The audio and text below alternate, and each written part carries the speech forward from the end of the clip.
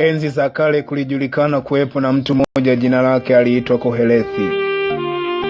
Kohelethi alikuwa ni miongoni mwa watu wenye hekima kweli kweli. Katika jamii yake aliitwa mwalimu wa hekima. Kohelethi siku moja akawa na darasa. Katika darasa lake akauliza swali: mtu ana faida gani ya kazi yote aifanyao chini ya jua? Kizazi huenda, kizazi huja, nayo dunia hudumu daima. Jicho la chomoza na jua la shuka na kufanya haraka kwenda mahali pa mawio yake. Upepo huvuma kuelekea kusini, kisha huvuma kuelekea kaskazini. Hugeuka daima katika mwendo wake na huyarudia mazunguko yake. Mito yote huingia baharini, lakini bahari haijai. Huko iendako mito ndiko irudiko tena. Mambo yote yamejaa uchovu usioneneka. Jicho halishibi kuona, wala sikio halikinai kusikia. Yaliyokuwako ndiyo yatakayokuwako, na yaliyotendeka ndiyo yatakayotendeka. Wala jambo jipya hakuna chini ya jua. Je, kuna jambo lolote ambalo watu husema juu yake, tazama ni jambo jipya? Mzee Kohelethi aliuliza swali. Lakini Mzee Kohelethi akaendelea kusimulia, akiwaambia wale watu ya kuwa hakuna kumbukumbu lolote la vizazi vilivyotangulia, wala hakutakuwa na kumbukumbu lolote la vizazi vitakavyokuja. Akaendelea akawaambia miongoni mwao wale watakaowafuata baadaye, bado nao kumbukumbu lao halitakuwako. Mafundisho ya Mzee Kohelethi yaliendelea siku hiyo. Akaendelea akawaambia, nami naichukia kazi yangu yote niliyojishughulisha nayo chini ya jua, maana sina budi kumwachia yeye atakayenifuata. Naye ni nani ajuaye kama huyo atakuwa mwenye hekima au mpumbavu? Hata hivyo atatawala juu ya kazi yangu yote niliyojishughulisha nayo, ambamo ndani yake mimi nimeonesha hekima chini ya jua. Hayo nayo ni ubatili. Mzee Kohelethi alisema. Mzee Kohelethi akaendelea akisema, kwa hiyo nitageuka kukata tamaa moyoni mwangu juu ya kazi yangu yote niliyojishughulisha nayo chini ya jua. Maana kuna mtu ambaye kazi yake ni kwa hekima na kwa maarifa na kwa ustadi, naye atamwachia mtu asiyejishughulisha nayo kuwa sehemu yake. Hayo tena ni ubatili, nayo ni baku.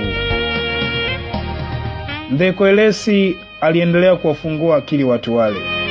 Akaendelea kuwaambia, kwa maana mtu hupata nini kwa kazi yake yote, na kwa juhudi ya moyo wake alivyojitahidi chini ya jua?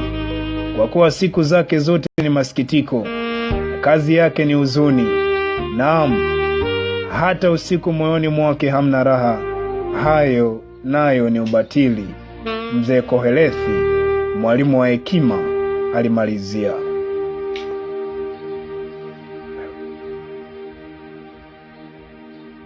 Lakini lengo la Mzee Kohelethi lilikuwa ni nini mpaka akazungumza mambo yote yale? Maana wale watu waliokuwa wakimsikiliza walikuwa kama vile wamepigwa butwaa. Mzee Kohelethi bwana akaendelea kuwafungua akili, akawaambia, mwanadamu hapati jema kupita kula na kunywa, na kuiburudisha roho yake kwa mema katika kazi yake yote. Hayo naliona ya kwamba nayo hutoka mkononi mwa Mungu. Mzee Kohelethi sasa ndiko akaanza kuelekea kwenye mada kuu, ambako ndiko mwongozo wa darasa lake. Mzee Kohelethi alikuwa akijaribu kuambia kwamba hapa duniani watu hufanya kazi kwa bidii, lakini matokeo yake kazi zote huziacha. Mzee Kohelethi akawaambia, kuna wakati na wapasa kula na kunywa, lakini pia na kufurahi katika maisha yenu. Kwa maana Mzee Kohelethi alilitambua hili, akawaambia kwa msisitizo mkubwa.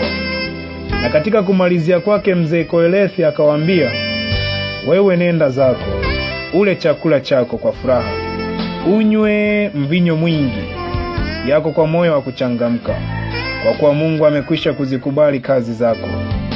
Mavazi yako yawe meupe siku zote, wala kichwa chako kisikose manukato.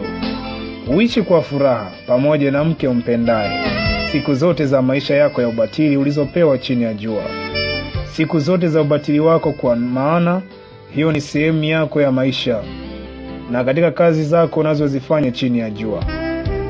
Mzee Koelesi akamalizia kwa msisitizo mkubwa akiwaambia wale watu ya kwamba lolote mkono wako utakalolipata kulifanya, ulifanye kwa nguvu zako, kwa kuwa hakuna kazi wala shauri wala maarifa wala hekima huko kuzimu uendako wewe. Mzee Koelesi alimalizia kisha akakohoa.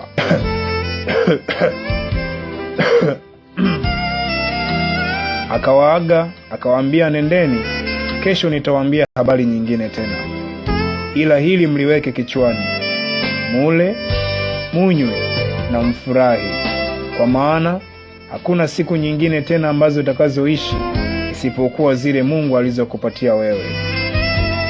Nami leo, mpenzi msikilizaji wa kipindi cha Sauti ya Nuru Gizani, nimekuletea makala hii kwa siku hii ya leo kutukumbusha ya kwamba kwenye maisha Bwana kuna wakati inatakiwa tufurahi, kuna wakati inatupasa tuishi kwa amani, kwa upendo, tukila na kunywa. Sio anasa Bwana, ni Mungu katubariki, kwa hiyo vitumie kwa kadri ya mapenzi ya Mungu, ila usitumie kwa jinsi upendavyo wewe, bali kwa mapenzi ya Mungu. Usinywe wala kulewa wala kula kilicho najisi ukasema ya kuwa Mungu amekiruhusu. La, kula sawasawa na mapenzi ya Mungu, kunywa sawasawa na mapenzi ya Mungu. Fanya kila jambo kwa kujifurahisha sawasawa na mapenzi ya Mungu, lipate kibali mbele za Mungu badala ya kupata kibali kwa shetani. Mungu akubariki. Mimi ni msimuliaji wako, ninaitwa William Charles. Bye.